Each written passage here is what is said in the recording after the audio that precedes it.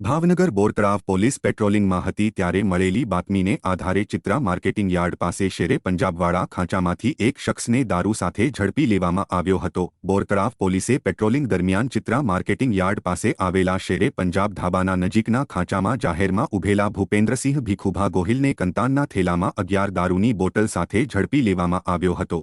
પોલીસે ₹5060નો મુદ્દામાલ કબજે લઈ ધોરણસર ગુનો નોંધી આગળની કાર્યવાહી હાથ ધરી છે।